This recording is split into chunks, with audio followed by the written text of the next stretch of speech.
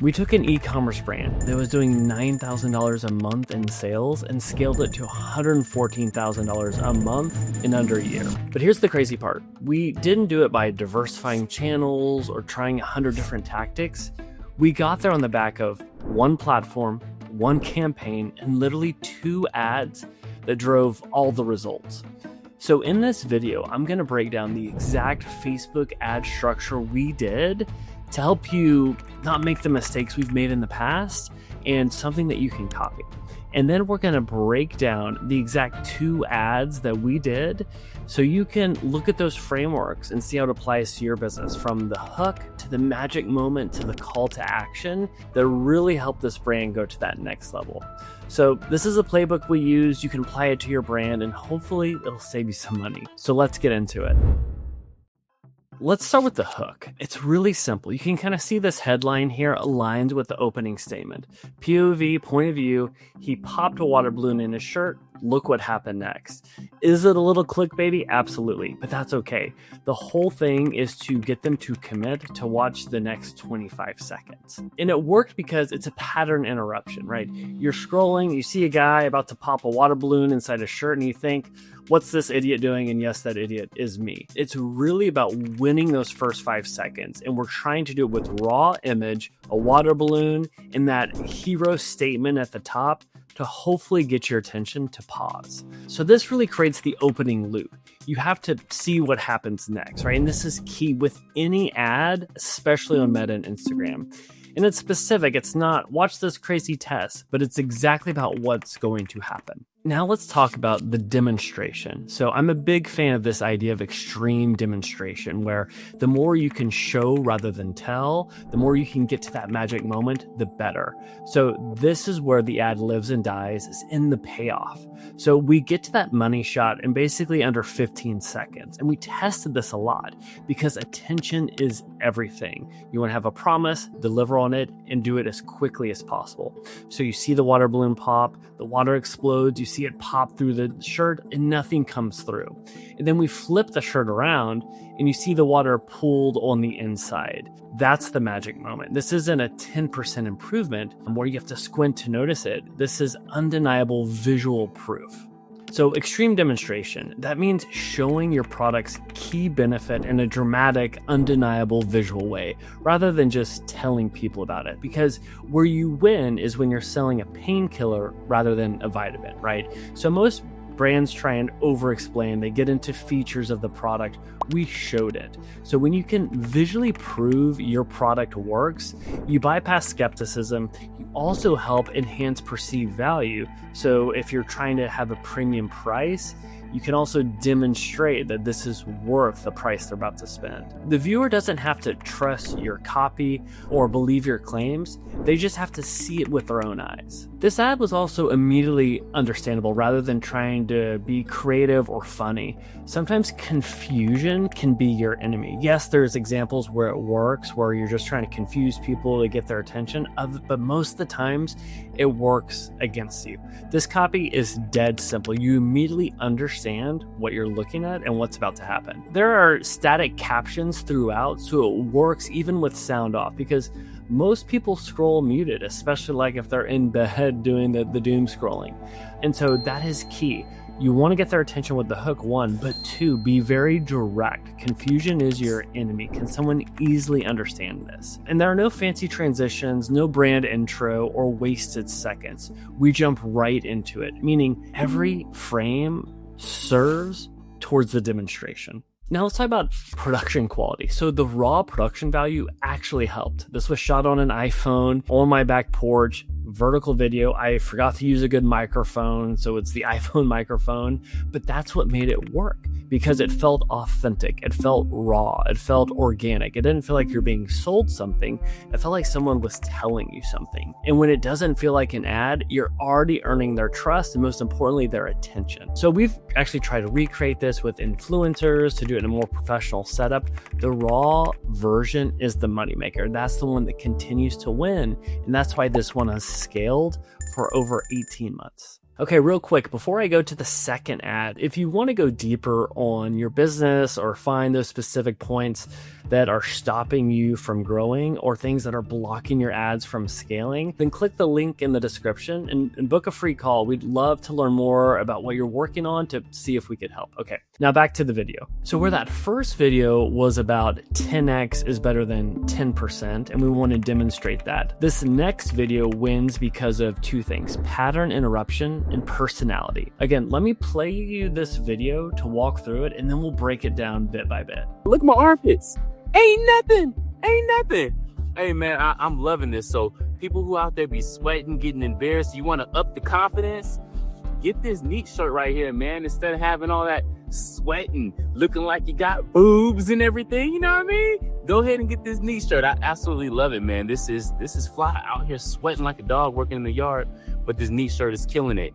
Go get it now, man. 15% off your first purchase. Go to the website, grab you one, man. I absolutely love it, man. This is a winner for me, and it fit good. You know, it looked like a regular t-shirt.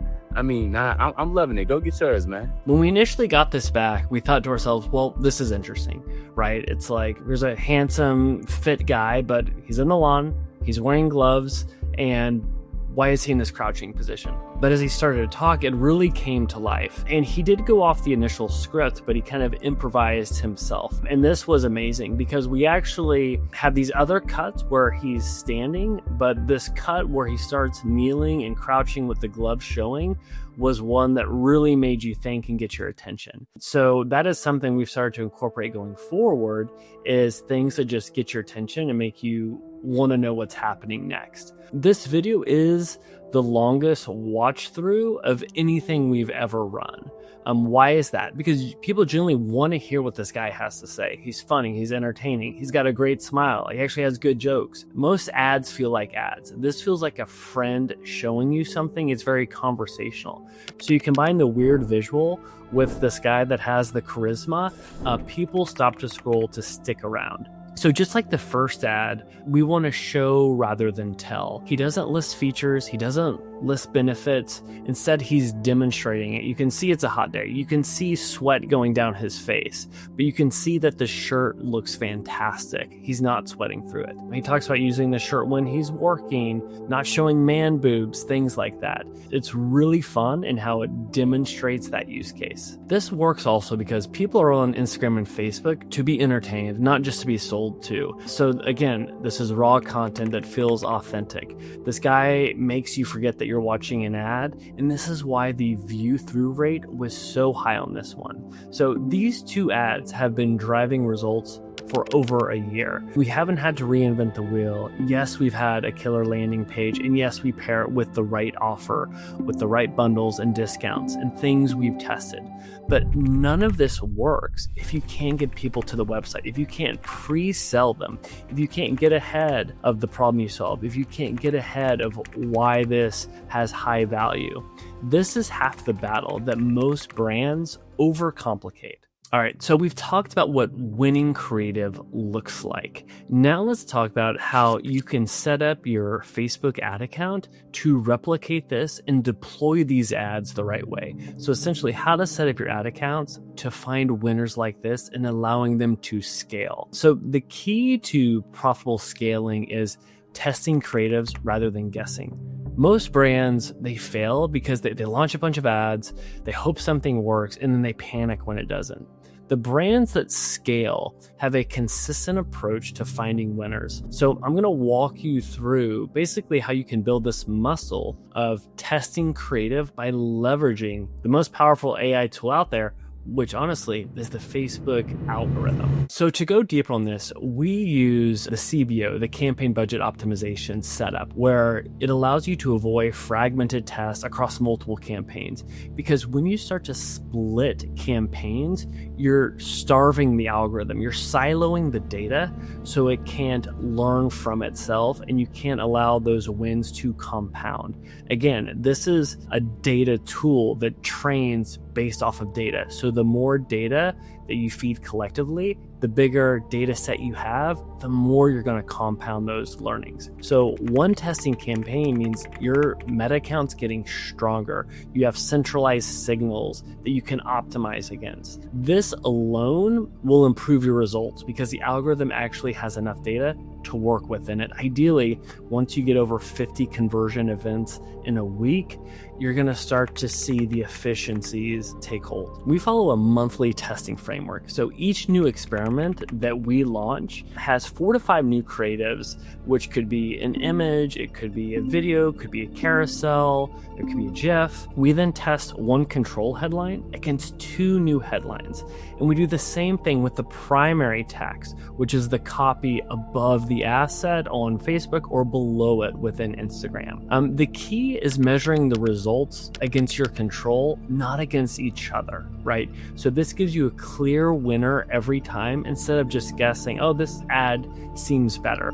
So think of it as you start to have a baseline of your top performing ad, and then you're launching new ads to try and dethrone it. So it's almost this kind of March Madness style of a bracket to see what's the best ad each week. Now, you should iterate on winners instead of restarting from scratch, which is kind of counterintuitive. When something is working, create small iterations like a new hook, a new angle, a different format, a different call to action. For example, we would take one of our top performing ads and we would do an emotional angle with static copy on top of it. And that is one that worked really well and scaled. We would also change the hook. We would change the intro, but still have the main body of the ad remain. So don't, kill a high performing creative just because you think you need something fresh. I've seen too many brands kill their best ads just because they got bored and they wanted to try something new or felt off brand. Guess what? The algorithm wasn't bored of it, and you might have just undercutted all those weeks and months of data learning that could allow you to have something that's predictable and scalable. So that being said, you should have creative variety so your audience doesn't constantly see the same thing.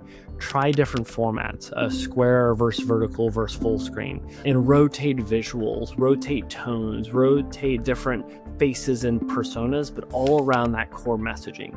We've done this with different types of personas, an older gentleman, a younger gentleman, someone more urban, someone more suburban, different use cases, doing yard work, doing a presentation in a boardroom, really wanting to keep it fresh to make the algorithm see what can be efficient, but also what could scale as it aligns those use cases with the right personas that would be the right for your product.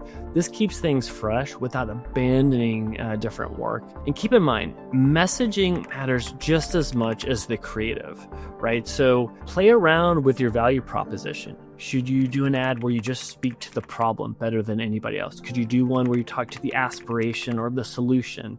Can you do one where you talk to the transformation? Can you do one where you talk about a specific use case or a key benefit? You'll be interested to see that we can take the exact same creative and put different copy on top of it, and it'll perform completely different. It'll find a completely different audience, all because we were intentional with our testing pipeline within our ad campaigns. Now, creative is only half the equation. These ads would not have done as well if we hadn't nailed the core offer, if we wouldn't have had a good landing page, if we wouldn't have had that full funnel dialed in, had the cart upsells in place just how we wanted. So if you're an e-commerce brand and you've got the traffic, but it's not converting the way you would like, or your ads were working and now they've kind of flatlined, they've plateaued, then click the link in the description. Book a free call with us. We'd love to understand what you're going through to see if we could help. We can look at the full funnel, figure out what the problem is, what's that constraint, and try and create a plan to go to that next level of growth. So again, click the first link below if you'd like to learn more about how to scale your e-commerce brand, and then watch the next video. We're going to be putting out more of this, and hopefully it's something that's adding value.